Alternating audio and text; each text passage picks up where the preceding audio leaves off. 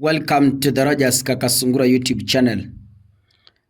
I have always rejected to be lied to in broad daylight on things I know and I have public knowledge about. Since I began this channel, I have always resisted politicians who are lying to us in broad daylight without blinking an eye. And I've always been against such politicians.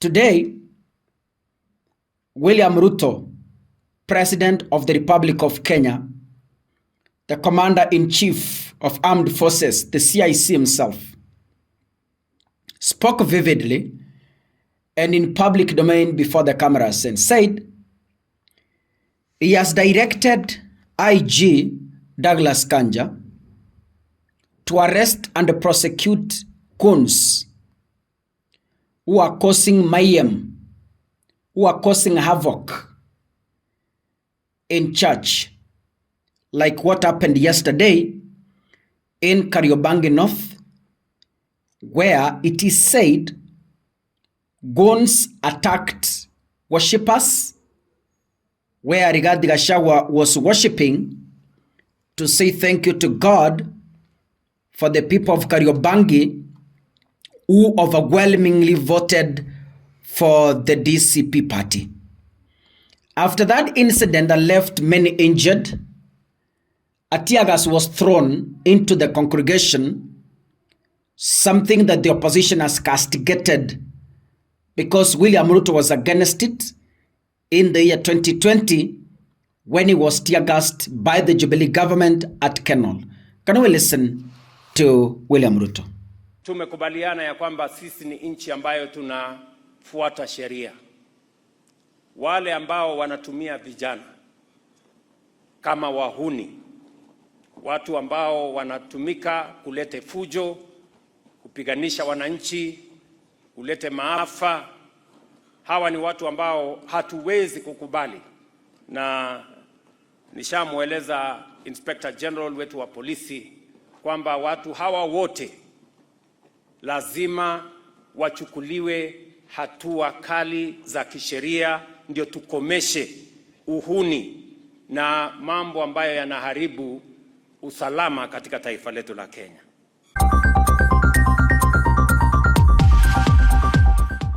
That is William Ruto speaking. But allow me to tell you something. Why do I believe kwamba what Gachagua said today, that those are state-sponsored militia? I can agree. For reasons I'm going to provide, and I want to convince you why we should trust what Rigathi is writing about how the police are colluding with goons to run criminal activities under the watch of the IG Douglas Kanja and William Samoei Ruto.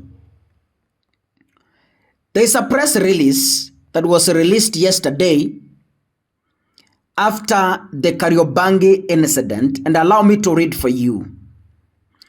I will read a few paragraphs because there's something I want to connect with what William Ruto said. The National Police Service acknowledged a regrettable incident that occurred earlier today, that is yesterday, at the Kariobangi North PCEA Church, and wishes to issue the following clarification. A celebratory and Thanksgiving service was being held for a successful ward candidate following the recent by-election. Nataka usikize hapo sasa. I want you to be very keen because there's something I'm explaining. This is a press statement from National Police Service headquarters. Towards the end of the service, sikiza vizuri. Nataka ni connect hii statement na hiyo ya Ruto. Two police officers on security duty noted a large group of rowdy youths armed with crude weapons attempting to force their way into the church.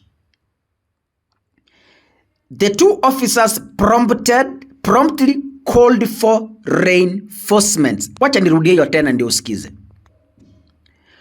Towards the end of the service, two police officers on security duty noted a large group of rowdy youths armed with crude weapons attempting to force their way into the church.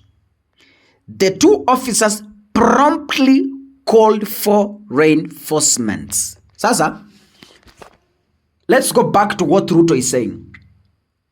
Ruto says he has directed IG Kanja to arrest and prosecute the goons who are being used by politicians, and those politicians must face the law. Sasa kuna maswali hapa.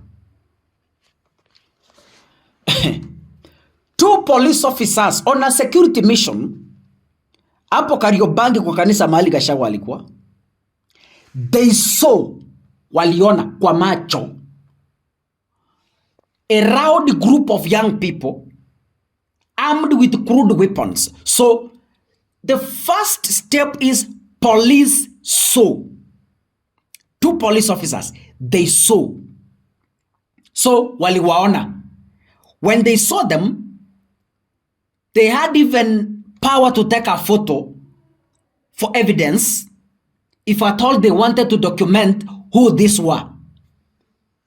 So police, when they saw, according to this statement, after seeing, they went and promptly called for a reinforcement, meaning police wengine wakakuja. Wakati police wengine walikuja, I'm sure the two police officers waliwaonyesha vijana ndio wale wanataka kuingia kanisani. The reinforced police saw them kwa macho. Now, what is shocking here is the goons were chased, but those who were seen, nobody was arrested. Police saw a group of rowdy youths approaching, but nobody was arrested. So they saw those youths, wakwambia toka hapa ni kanisa, toka, and they went. Nobody was arrested. But Ruto is pretending to command the IG to go and search for the rowdy youths who were seen by police and left without arresting them.